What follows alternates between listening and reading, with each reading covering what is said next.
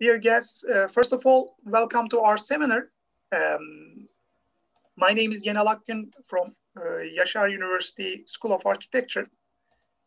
Before today's lecture, I'm going to make a short introduction about my course, today's lecture, and our guest speaker, Roberto Naboni.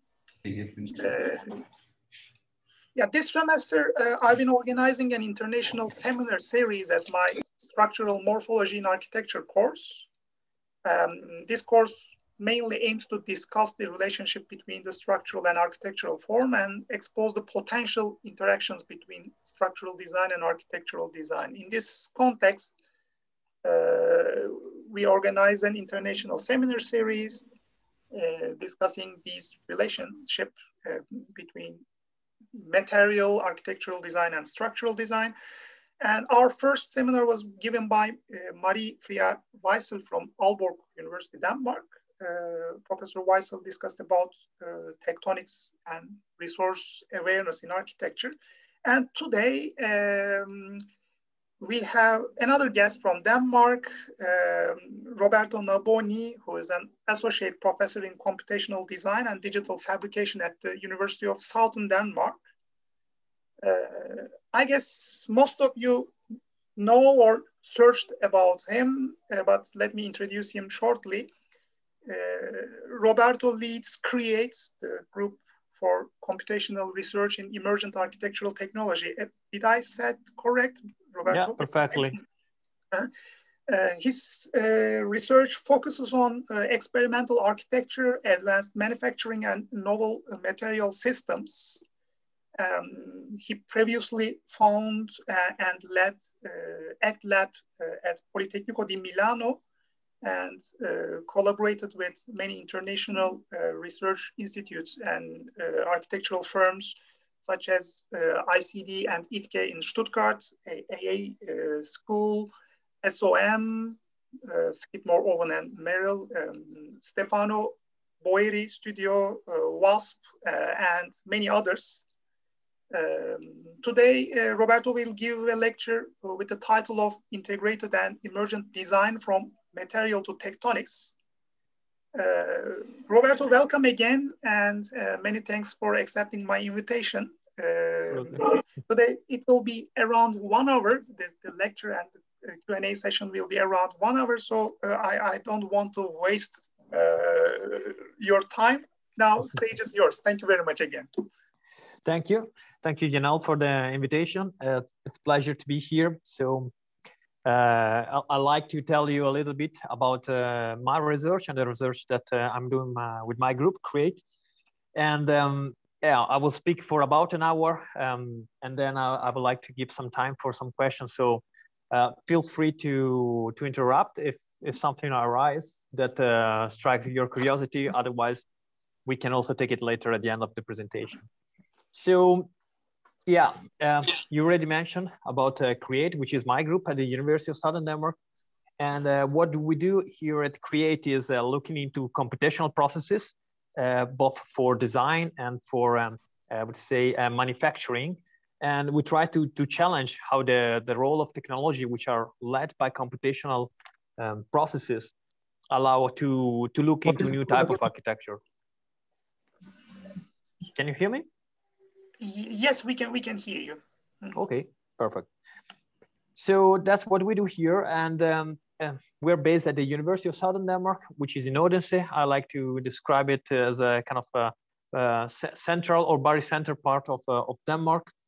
But we also have a presence in Copenhagen at Bloxhub. This is the nice building that Ram Koolhaas have designed. It's sort of urban hub that is present in the city of Copenhagen. We're also sitting over there. And that's just to say how you can eventually find us if you like to pass by Denmark. So I would say in Odense, we have our laboratories and production facility, and in Copenhagen is where we also meet with other researchers and we network the most. So the presentation is going to talk about the research that I'm doing with this group of people. It's a great team. We have a specialist in computational design, in structural engineering, mechanical engineering, architects. So it's kind of an interdisciplinary team. And despite this team that you see here, which is made by PhD students and postdocs and research fellows and some research assistants. We also collaborate a lot at SDU with other sections. So it's that's why I also call it integrated design, because we do not really privilege one aspect of design over another one, but we actually try to use computational tools also to create this synergy in the way that we work. So this is just an overview of a kind of portfolio of things that we have been doing. Create officially exists for less than 3 years, and we try to put out there what's our production. And we actually engage with the, as I said, the technologies that I mentioned before. It's a lot of architecture, robotics, but we try to design and prototype experimental architecture with a special focus, I would say, on non-standard type of structures. So the idea of integrated or integrative design, it's basically this idea of creating not only a continuous kind of design to fabrication workflow, but sort of this infinite loop where we are not necessarily starting from design assumptions as you would typically do as an architect or as a designer in general. But very often we first engage with materials, we first engage with fabrication processes, and this leads to inform the way that we design. So it's not a top-down or a bottom-up kind of a design approach. I like to think of this as a sort of integrative and continuous loop of development of our projects.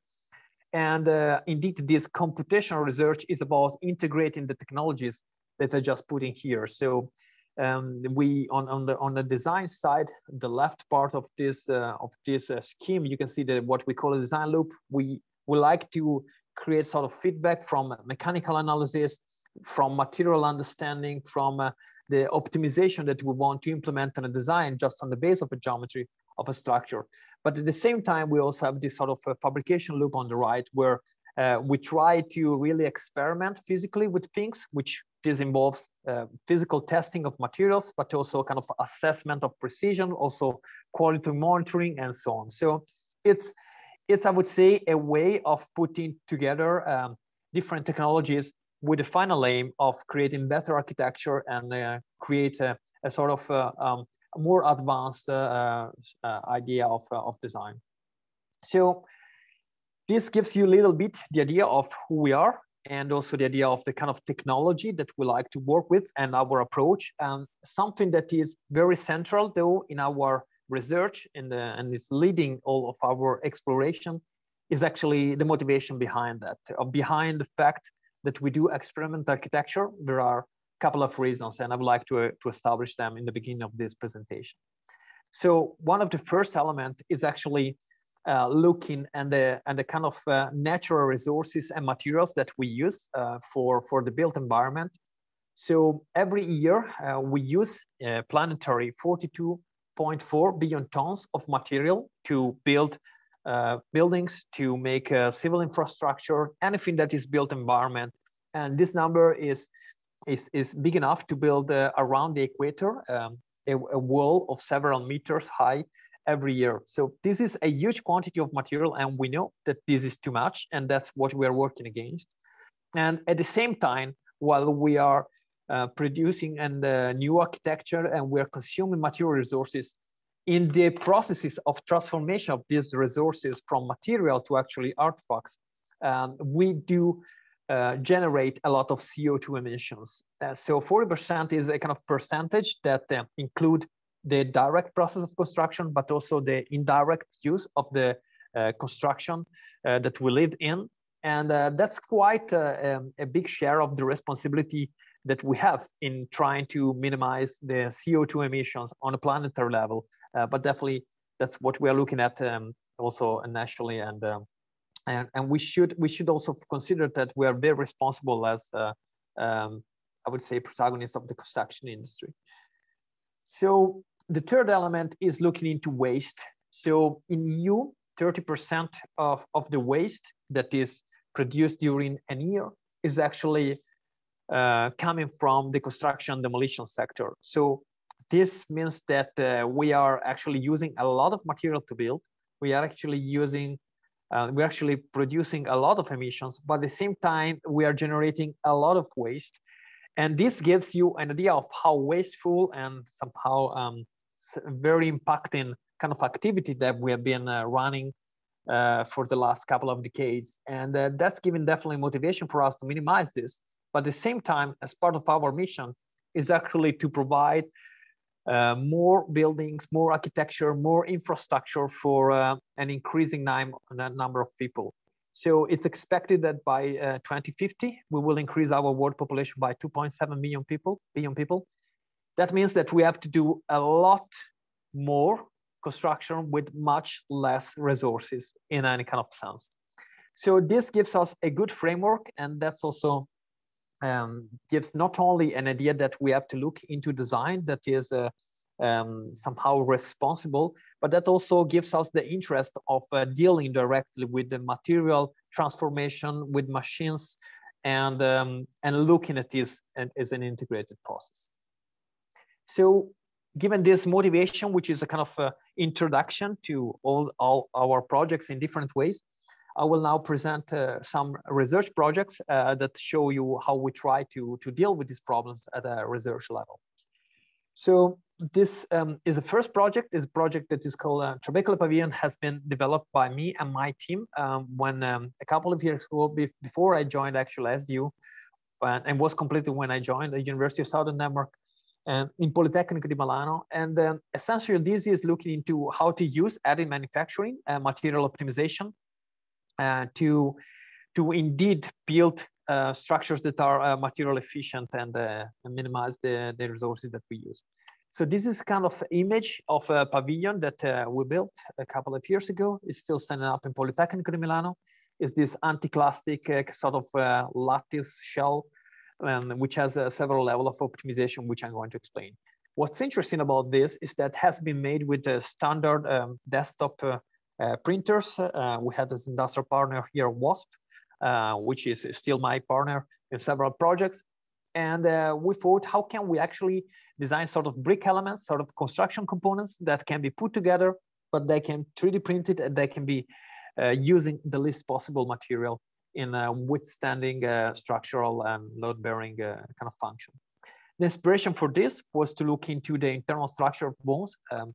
The internal structure of bone is called the trabecular bone, essentially as a spongy or a porous kind of structure, which is made by these struts, which are interconnected. And the way they are interconnected actually varies across the sections. So this is an example of the head of a femur bone. And you can see that there is variation in porosity, but also you can see these kind of cells that change in scale, but also vary in their orientation. And the way they vary is actually following what we call the main stress lines for compression and tension. So, and you can clearly see that nature has a different means of optimizing material. And what we try to do is actually to look into not only on the structure itself, but also the process of materialization. And what we discovered is that there is a process that is called bone remodeling process, which we deployed here in an algorithm where we understand that actually the structure of bone is not a given, but actually evolves throughout the lifetime of a human or other species. And basically there is a constant reorganization of the material layout, given a sort of constant measuring of the strain within the structure. Therefore, when the strain are too high, the material is actually deposited. And when the strain is too low, actually there is a sort of resorption of the material. And this kind of continuous process of optimization has inspired our design algorithm. We try to implement a similar logic where on the bottom side, you can see we define a form, we applied load of any given structure. So this is the analogy with the different bones of a human body. And then we obtain the structural information and a kind of fit evaluation of what are the stresses. But at the same time, on the top of this scheme, you can see the material fabrication system. So we kind of couple this structural design with an understanding of the material characteristics, but also the limitation of the 3D printing technology, in this case, made with diffuse deposition modeling. So we take this into account, and then we use thermopolymers. The pavilion at the end has been made after several tests with a biopolymer itself. And of course, when you 3D print, you have structures at different scales.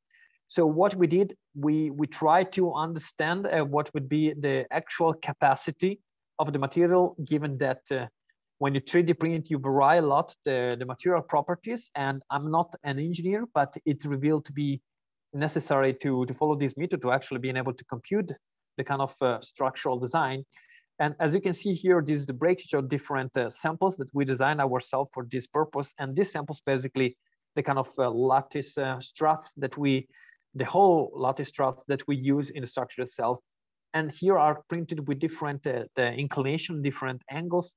And you can kind of see that, yeah, there is a sort of failure along the layers. And in order to work with that, we have implemented a strategy that consider indeed the anisotrospicity of the material, but also the fact that we can sort of print different functionally graded structure where we vary the density, and also we can vary the topology itself of how these cells are connected. So this is an example of basically the same kind of unit, which is connected with different number and organization of the struts. And this is actually a comparison of compression test of how well it would perform with a different layout. And I like to point out on the right figure, that's one of my favorite examples, where you can see this small amount of plastic is actually 220 grams, capable of withstanding 1 ton in compression. So it has an incredible resistance to weight ratio. And that's what gives us a hint that we were on the right way and looking into complexity of geometry to actually respond to loads. So putting all this information together, we then basically ran material organization algorithms to optimize the material layout, and we suggested what would be the best layout for such as shell structure. And you can see here these white areas suggest that you want to put more material in there, and the black areas where you actually want to use less of a material. And then looking at these principal compression trajectories, we try to follow them in the knowledge of what the bone would do with the trabecular organization.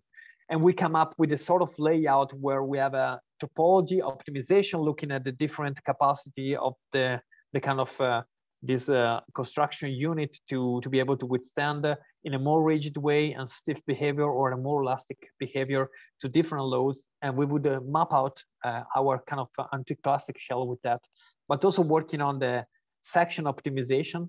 So you can see here that there is a variation in the various scale of the cells that you can see, but also the kind of, how would you say, sectional capacity and strength of the structure itself. And it is actually a kind of complex project, but we also ran into multi-objective optimization to make this more printable, to make sure that this is printed with good quality, because you also want to be sure that your material actually performs as well as you tested previously. And because of this kind of control that we got over the geometry, we came up with this, what we call intralinear optimization, where essentially to compensate for the anisotropic behavior of the material, as you've seen before, we kind of reinforce with the more shell element in the internal part of these struts. We put more material where there is more inclination. And because of this technique and approach, we were able to compensate the anisotropic capacity of the material, and essentially being able to calculate this as a tropic material for the engineers as well. And this is a bit interesting to me, because it tells a lot how you can look into several scales of optimization. And if you actually are careful, you find a structure at every scale, and you can work with it to make your design better. So this is just I would say a close-up view of the cross-section of our experimental prototype. You can read here the kind of high resolution in terms of layer, and you can see here all these inclined parts which are printed quite well after several level of optimization of the printing process. And this is a kind of image that show you the anticlastic shell. You can read here or in the part that is exposed to the sun, how you can find more material in certain areas coming from the material optimization that I mentioned before.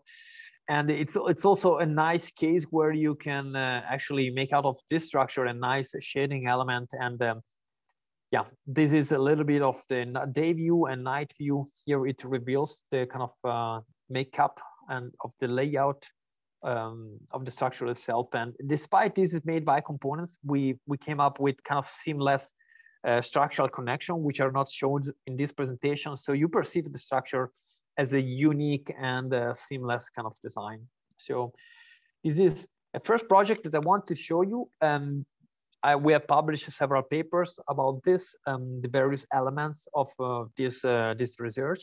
Something that is interesting to point out is what you can see here is that the bottom line, you can see that our 3D printed structure actually has a weight to area ratio of, that is variable between 6 to 11 kilograms. And this is a kind of comparison with other materials that could have a comparable mechanical capacity. Actually, the Pavilion was very lightweight, but was calculated to withstand the load of a truck on top. And I believe that we really pushed here the kind of level of integration between different aspects of architectural design, I would say material fabrication, and also engineering of a 3D printed kind of structure. So this is the first project that would show you a little bit of our approach. Now I'm changing material, and I'm looking into timber construction. This is a project that we developed here at SDU. And the idea here was to look into the problem of indeed carbon emissions, and looking into wood as a good material, and that works as a carbon sink, and also look into circularity of resources. So in this project, as I said, we look into timber. I'm sure you know that around 50% of a piece of timber is actually made out of carbon. And essentially, when we build with timber, we are actually storing carbon, and we are preventing from producing CO2 with the act of construction. So this is true, but we also came to the conclusion that wood structure also have a relatively shorter lifespan.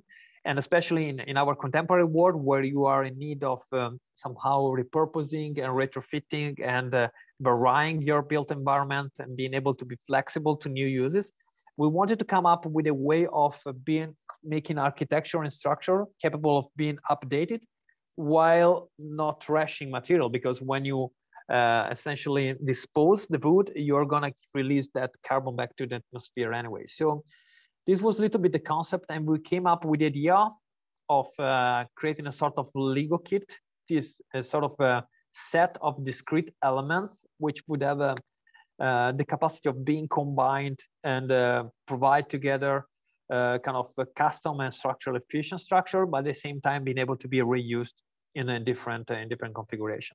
So we created this sort of Lego kit, and we essentially machined a number of around 1,000 components of this sort of shapes that I just showed you with the high precision CNC machines.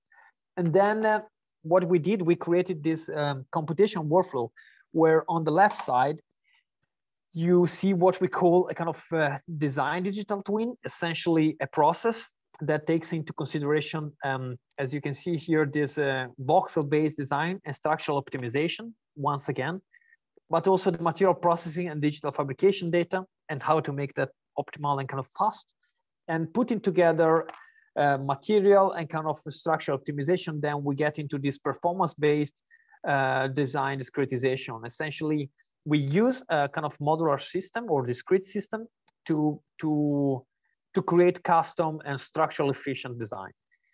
And this kind of design that we develop, and I'm going to show you briefly the process about it, it is directly connected with the robotic system.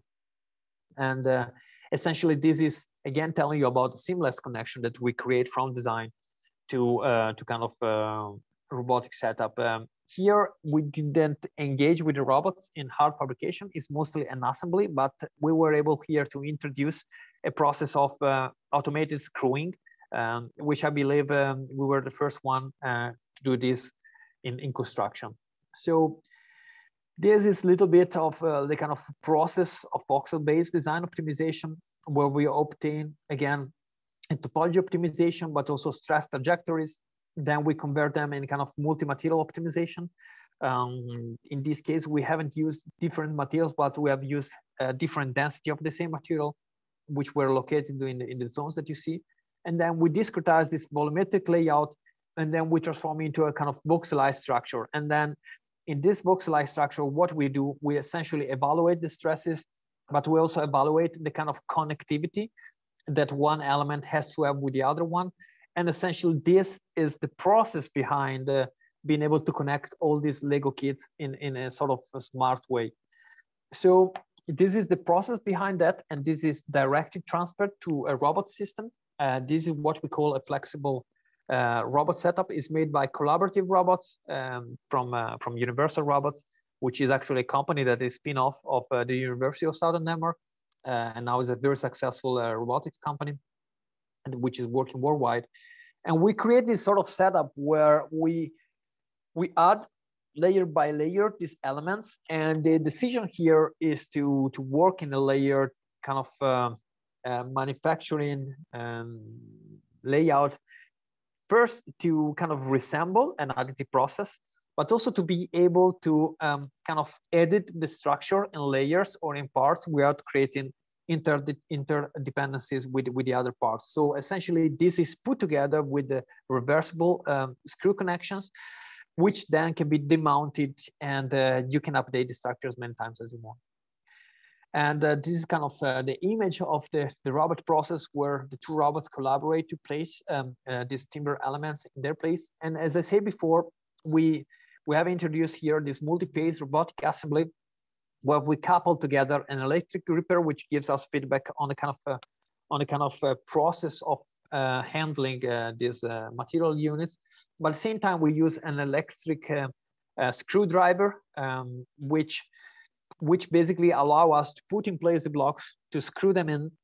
And this that you can see here on number 6 is actually a switch which allow us to enable a mode for a human collaboration, which reveal to be useful in a moment where you have some problem of precision, because it's a kind of very detailed and very high precision project. So this is the comparison of the two phases. Something important to say is that in this case we collaborate with SDU Robotics. We have here a department at SDU, which is incredible, as actually world champions for robotics, and we have this constant dialogue, and we have implemented this solution together.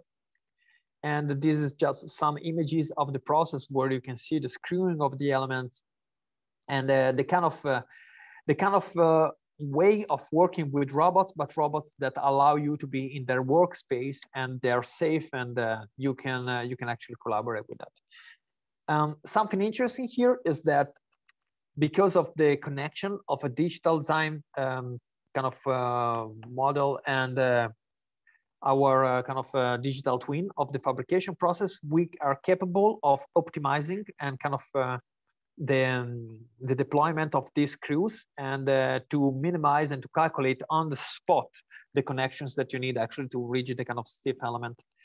And on the side, while doing this, these are projects that have a lot of different angles that you can look through.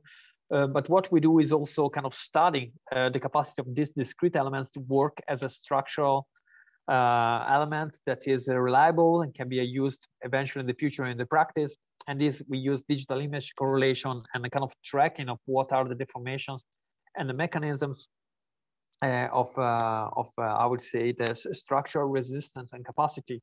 And then this is an initial stage of the project, but we are working also with our engineers colleagues to kind of optimize the connection to still make it possible for robotic fabrication to be made and to be conducted autonomously, but also improving what is the capacity of this discrete structure.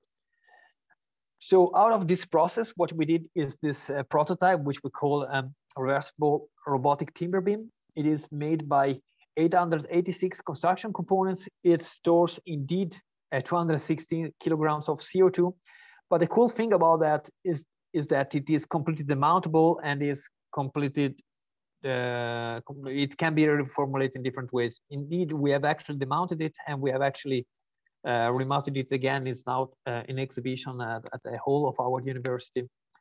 And this is just to show you that we can work with different materials, but somehow some of the principle and design approach stays the same, but we have tried to engage with different kind of material level of design and optimization. So these are just some images of the piece altogether and some close-up view of this structure. And actually, at the moment, what we are doing is expanding on this research and working on a much more autonomous system where we have feedback system from computer vision and also for torque sensors. This is another project, another topic. Again, the idea here is to work with the problem of carbon emissions, but in this case, it comes from a collaboration with Ecologic Studio, which is a London-based firm, and the University of Innsbruck, where we essentially work proactively with the idea of using material that is able actually to improve our carbon balance. So in this project, which is called Ortus, which was exposed at the Centre Pompidou, so it's not really an architectural structure, I would say, but it's more of a kind of science prototype, science demonstrator, or sort of artistic expression of what would be, I would say, a science-based kind of structure. We claim that we've made here the world's first 3D printed bioreactor. This, of course, comes from a collaboration with the Ecologic Studio, which has been studying a lot the use of microalgae. And the idea here is that this microalgae, which is the green material that you see over there in the structure, is actually performing a photosynthetic process, and therefore is capable of working as sort of a tree, a very efficient tree, which absorbs carbon dioxide and is capable of releasing oxygen. So what we did here was working mainly on the kind of 3D printed substrate, which is essentially working both as a sculpture, as a structure, but also as sort of scaffolding elements to host this algae element. And then these are some of the images that were done during the design process and the simulation to understand what would be the desired algae density in function of a specific graduation and also orientation of the kind of manufacture in the space. And after that, what we engaged a lot with was the production of this element. And here we experimented for the first time with the Petg, which is kind of a plastic that we use. For example, PET is actually the base of kind of plastic bottles. But the nice thing about this is that as a polymer, Petg is highly crystalline and transparent, so it allows the light to go through on one hand. So it was very good to deal with the microalgae, also because of the chemical and mechanical capacity of the material itself. So this is just some images of the different components. You can kind of read here that it is a little bit material logic that is reversed to typical 3D printing. We have here an external shell that is porous because it allows the air to go through. And then we have a kind of solid infill, which actually serves as a substrate, as I said before, and also providing structural resistance. So this is a kind of variety of components that you could find in the structure, very different weight, very different shapes. And it required tailored strategy to 3D print with high quality. And this is some of the components that before the installation at the Centre Pompidou happened, was put together here in our lab. And the interesting thing about this is that for the first time, thanks to this collaboration, we deal with material that is alive and not passive material as we use typically in construction. And this is actually cyanobacteria that was inoculated in a structure in a sort of gel that was able to retain it through within the structure, and typically is used within liquids, and therefore you need the kind of waterproof installation. And these are some of the images, official images and photo gallery from the exhibition that was made. And yeah, it's kind of interesting and diverse example, but it shows you another kind of point of view on this idea of not only minimizing carbon emissions, but actually working positively and trying to absorb part of it. And that's also a good trajectory for future research. Okay, I hope I'm not going too fast and you can follow this. I just have a very long presentation, but only 1 hour to tell you a lot. So I'm trying to keep the rhythm quite high. Changing completely kind of material. Great. Yeah. It's okay. Okay. Not so fast. Great. Okay. Fantastic. I like that. Okay. So here we've been starting to work at SDU 2 years ago with the idea of improving digitally how concrete construction looks like and how it is conceived. And our first take on that was to work on a new way of producing formworks. So concrete is a great material, but it has a capacity to adapt to nearly any shape, but we are very limited in the way that we build with it because of the formwork technology. So we look into additive manufacturing to come up with new way of doing formwork. And the reason behind that is on one side ecological, because you have a lot of waste when you, especially when you produce concrete on site. But in general, as soon as you're trying to run into custom concrete design, then you have a lot of material waste. But also, beside the ecological implications, there is also a kind of economical reasoning behind that. We are citing this example where you can see how formwork accounts for a large part of the cost in conventional structure. But when it comes to non-standard structure, actually you can put together here 73% of the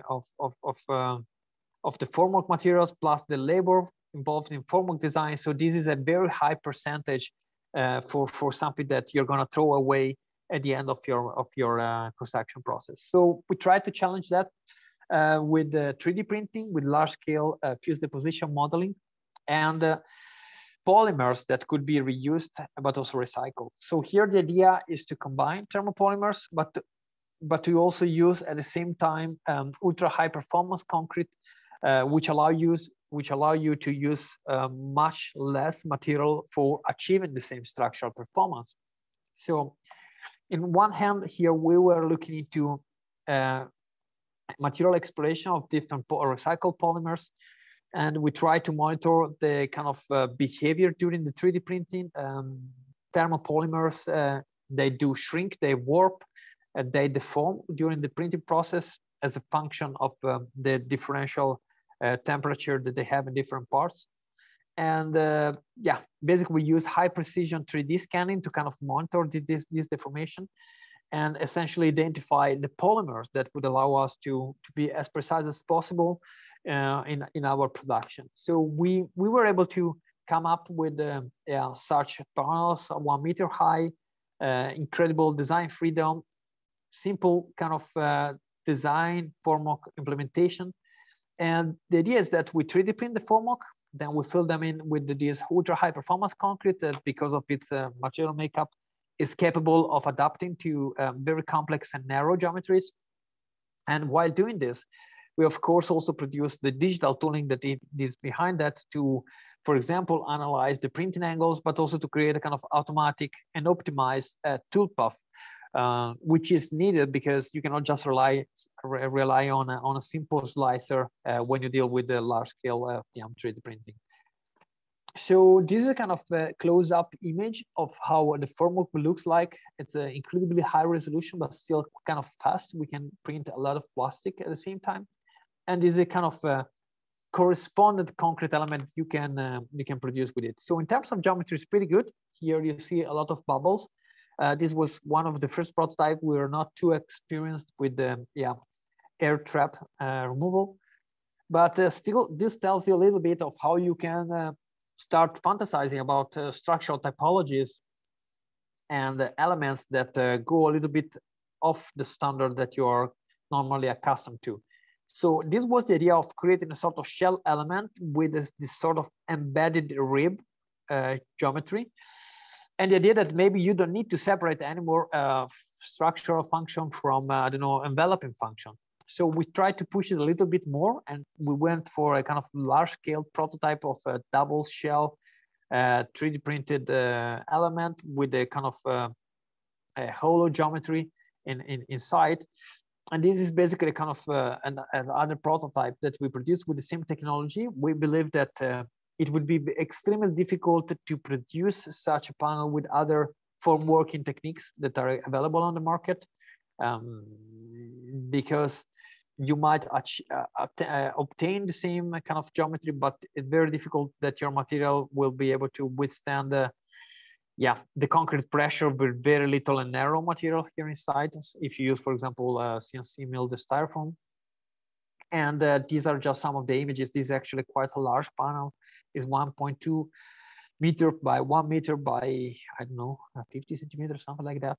But the cool thing about this is that all of a sudden, because you 3D print and because you have a kind of straightforward computational approach to it, you don't have many geometrical limitations, you can kind of match your high resolution in 3D modeling with a high resolution of 3D printing, and you can start adding texturing elements, kind of details that normally you wouldn't think of. And that gave us the idea to explore that even more with a third project, where we started experimenting with different type of design and algorithms, which would allow us to kind of stress test our approach to additive form working and looking into different, what would be the material and geometrical limitations. So this is a set of panels that we've been producing with this sort of formwork.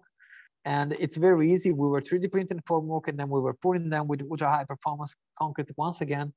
And what you achieved at the end is a sort of spotless concrete panels, which have an incredible variety of shapes. Some of them are more difficult to demold, and we have got a clue about that. But you can achieve very geometrical and narrow design to very organic to discontinuities and kind of large variety of design results with the same technique, which doesn't require much of a kind of a discretization process. So again, on the left, you see here our formwork. On the right, the kind of panel that you produce with that. Again, a close-up of one of the panels. And this is basically just an image that shows you the process of 3D scanning with scatter light, where we have actually monitored the precision of our technique and how the precision of it is influenced by different geometrical factors. So we have a paper that explains this in detail. What we understand is that, certain geometries are just more deformed because of the way that we actually cast the concrete. We didn't add any reinforced element to the formwork. We just produced the shell as it is, and the results are pretty good. Now, we have a lot of experience now on additive formworking, and we are preparing something that I cannot show you in a very explicit way, but this is just an image of a radiolarium. And the idea here is that we wanted to challenge concrete construction to be as lightweight as possible, and that's a kind of inspiration. And this is a kind of image that we have recently shown on our social media, where we're looking into sort of a skeleton-based concrete construction, which is optimized with 3D graphic statics, and then is kind of enclosed with organic and a stress-based design for a roof. And we're building this in next few months, and we're going to showcase this. But essentially, this will be basically our final demonstrator for this line of investigation. And then I think we have about 15 minutes to explain and to talk about an area, which is the one of 3D concrete printing, which we have started working with around 1 year ago in collaboration with Hyperion Robotics, which is our industrial partner, but also good friends. And we started looking into removing completely the formwork and 3D printing directly with it. And I like to say that I think a lot of people would think that concrete construction is something you want to avoid if you want to be sustainable and kind of not impactful on our planet. On the other hand, I think that concrete needs a lot of research to be minimized. And that's why we put a lot on effort with different techniques. So what we do here, we do the 3D printing with this kind of setup that we're looking right now into. And on one hand, on the left side, you can see whatever it is, basically the digital control of it and a kind of robot implementation. And on the right side, you basically see the material process where you have a concrete mixer, a conveying pump, and then you coordinate basically digital and kind of material efforts into making 3D printing area. What we do here, we work with concrete 3D printing, but actually what we call concrete 3D printing is basically mortar 3D printing, because we work with the cement and aggregates up to 2 millimeters. And then we have admixtures that are used to kind of help us with the material consistency during the process. But as well, we add fibers to kind of improve the capacity and the kind of rheological properties of the material. And on this activity and research area, I would like not to give you like definitive conclusion, but more illustrate you what are the material complexities. So these are some of the tests that we run with our colleagues to understand the early age properties of the material, because essentially when you need to engage with 3D concrete printing, you need to design for the final structure, but also you need to design and engineer for the progressive buildup of the material. So you want something that material that is fluid enough to be printable, but also that creates buildability or stackability of the different layers. At the same time, we ran extensive material tests to understand what are the properties, once again, of the material in the different directions. We have layers, and we cannot assume that concrete is an isotropic material when we 3D print. Therefore, we have made several tests to understand the capacity in different directions. I don't think I put here the plot of the results, but what I can tell you is that you can achieve nearly between 50 to 80% on an average of the material capacity of concrete in the different directions. So there is variations. Of course, this depends on the kind of material you use, but that's how it is as a result of the geometrical shape of the layer and the bond between them. But despite this material investigation, what we do here, we came up with a kind of workflow for design. Once again, which on one hand, it is made to create a kind of toolpath and a kind of visualization of the toolpath for these complex elements, and on the other hand, is made to give the robot data for the production, which can be quite complex, depends on how you want to print. So what we are doing here is actually producing a kind of tool which allow us to predict the shape of the material and to control the filament extrusion in width, in height, in kind of shape. So we came up with a sort of material test where we calibrated our system.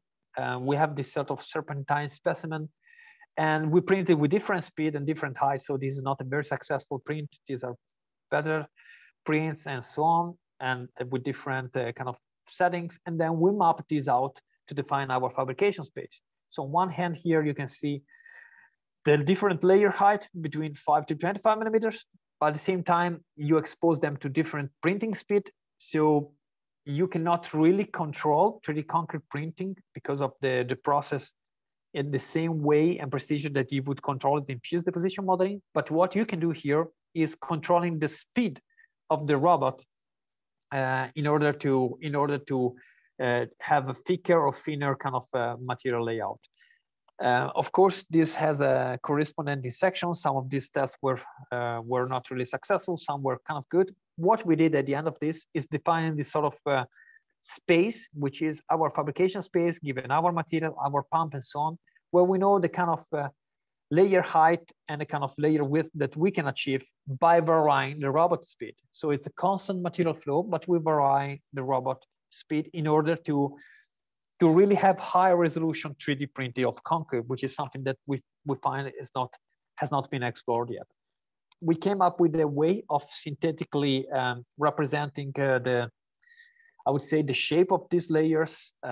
We have been monitoring different sections and so on. We came up with a system where, given a certain speed, we know exactly the shape that the layer will have. And we can visualize this easily on the computer. And why do we do that? Is in order to use this as a device to explore different patterns, different variation of height, of width, and a kind of speed. And this is one example that is applied on a kind of hollow column geometry, where you basically are actually printing here a cylinder, but because of the speed variation, you can obtain this sort of reinforcement or area where the section is thicker, and therefore you can think of stabilizing a structure to improve the buildability, but also for future construction purposes. It is just a kind of show up, close up view of the print itself. But then always in this activity, and this was part of last year's summer school that we've been running on this project, is a kind of a 2.6 meters high column, where we have used these kind of patterns that are variating in order to provide buildability. We printed this basically in 10 minutes. It's a very fast process. Therefore, you need the material strength to build up and not to collapse. And then afterwards, we were able to use this as a way to regulate our algorithms for visualizing the material setup, the material kind of complexity. And we were able to do that because not only we are able to reconstruct the geometry of the print itself, but also simulate the effect of gravity. So this is a kind of simulation that we've been developing, which takes into account the material capacity, the gravity, the kind of interaction with the material itself. And we were able indeed to match the pattern of the column in a quite resolute way. It's an algorithm, or it's a algorithm process that we've been developing. We are still developing to be more flexible for more applications. But when you see a lot of these prints, very often you don't have a visualization up front. You're just given a toolpath, and by experience, you observe what happens. What we introduce here is a way of predicting this.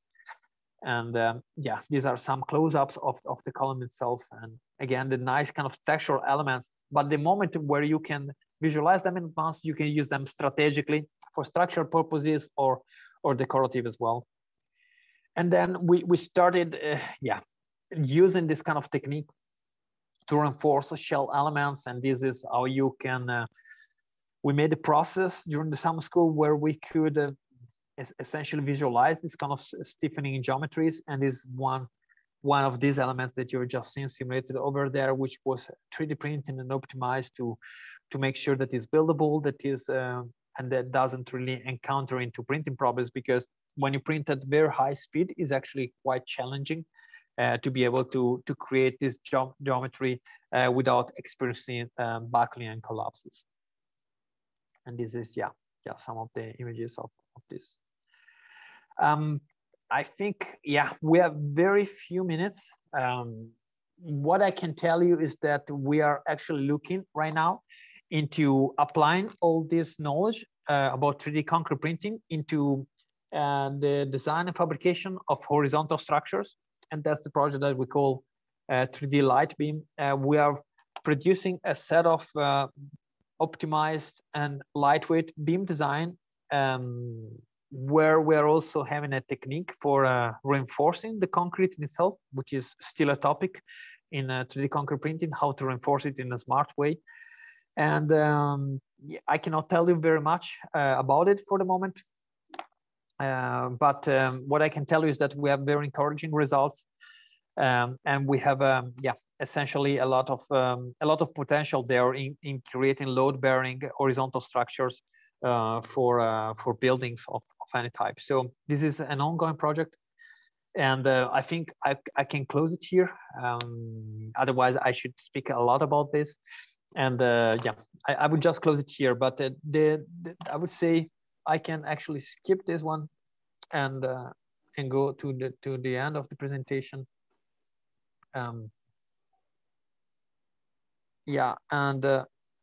Essentially, I just wanted to have a wrap up, because I've shown to you in an hour a lot of projects, and I just wanted to sum up something about the topic of this presentation about integrated and emergent design. So the key and takeaway points for me are that you can look, or at least we do look, into materials and fabrication in an active way, and we try always to observe with different experiments the form, the behavior, and the agency that material and fabrication have on the design, and the way that we intend design, or you can look at a design, is actually as a sort of emergent expression of what are the material complexities at different scales. Ultimately, I think that's a lot of the things we do, is running a lot of tests and try to relate them together into a very seamless kind of design where the computational processes allow us to create this integration of I would say expertise and ultimately making more efficient not only the process itself, but the kind of outcomes of our design research. And I would say that is all from my side. And these are just my contacts, emails, and our webpage and social media. Feel free always to write, to comment, to follow. We always kind of try to show every week updates on our research. So that's also a good way to monitor our progress if you're interested too. And I'm open for questions now. Thank you very much, Roberto. I follow you in social media. Yeah. You have also a workshop about wood. Maybe you can introduce about this workshop.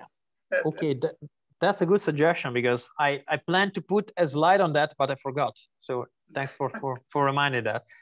So we do run a summer school every year on, we call it experimental architecture with computational design, digital fabrication. And every year we have a different topic. Last year, indeed, we had 3D concrete printing, and as you just understood from my last slides. And this year we are actually dealing with robotic fabrication of timber. We have a pretty good infrastructure here for experimenting with robots. And we have a nice robotic setup that we are using right now for some new project. And what we do, we are now doing the research, and then in August, in the 2 central weeks of August, we will invite students, bachelor, master, and PhD students to join us and co-develop some research together on this topic. And if you are interested, feel free to write to me, but try to be fast, because I think application time is up to 1st of May. And after that, I mean, typically we have a lot of subscriptions. So just, if you're interested, just act quickly. This year, the only problem is about COVID, international flights can be a problem. Yeah. Anyway, we are going to see what will happen. I have a question as a starting point. I have another question, but it will be